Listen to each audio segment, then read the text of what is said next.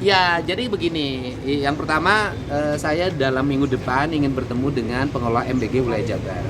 Kemudian yang keduanya, keracunan itu lebih disebabkan karena jumlah layanannya tidak seimbang dengan jumlah pelayannya. Begini, misalnya yang dilayaninya sekian ribu orang. Kemudian jumlah yang melayaninya hanya sedikit, ditambah lagi jarak yang ditempuh jauh. Kemudian ditambah lagi juga ingin memberikan layanan secara sekaligus. Misalnya gini, masaknya jam 1 malam atau masaknya jam 12 malam.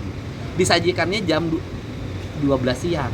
Kan jarak waktunya lama. Nah, itu kan perlu dievaluasi. Nah, kalau sudah dievaluasi itu berarti penyelenggara kegiatannya tidak mampu. Kalau penyelenggara kegiatan tidak mampu atau vendor yang melaksanakan kegiatan layanan tidak punya kemampuan, ya evaluasi dan ganti pada yang lebih mampu. Oke, emang selama ini kena kasusnya memang ada siapa yang meninggal belum sih kalau dari sampai hari ini tidak, tetapi kan walaupun tidak meninggal, tetap kan itu menimbulkan trauma. Traumanya adalah anak yang harusnya mendapat asupan gizi itu kan menjadi keracunan, kan menjadi traumanya nanti mereka tidak mau makan lagi terhadap makanan yang disajikan, sedangkan makanan yang disajikan itu kan tiap hari dilakukan.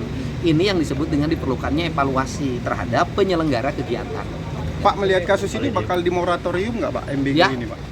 Melihat kasus banyaknya keracunan bakal ya begini, yang harus kita lakukan adalah para penyelenggara, pertama gini loh, satu, penyelenggara kegiatannya mampu atau tidak.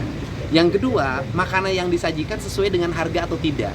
Kedua hal itu yang akan menjadi objek penyelidikan saya. Artinya saya akan mengevaluasi dalam dua hal itu. Satu, benar nggak itu 10.000?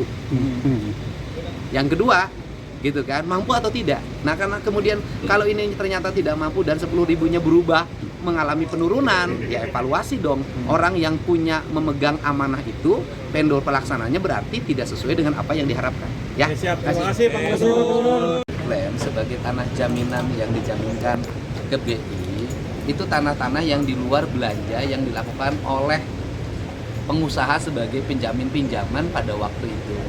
Tetapi kan seluruhnya nanti harus dibuktikan. Nah, karena ini menyangkut keluh kesah masyarakat, maka saya memutuskan besok tim pengacara Provinsi Jawa Barat akan datang memvalidasi, memverifikasi, dan mengidentifikasi serta menjadi kuasa dari seluruh warga itu.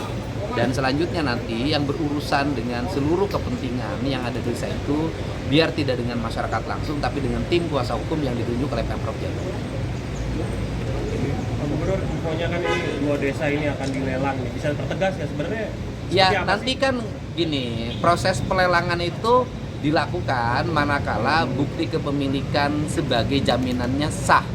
Nah, pertanyaannya adalah apakah bukti kepemilikan yang menjadi jaminan itu sah atau tidak.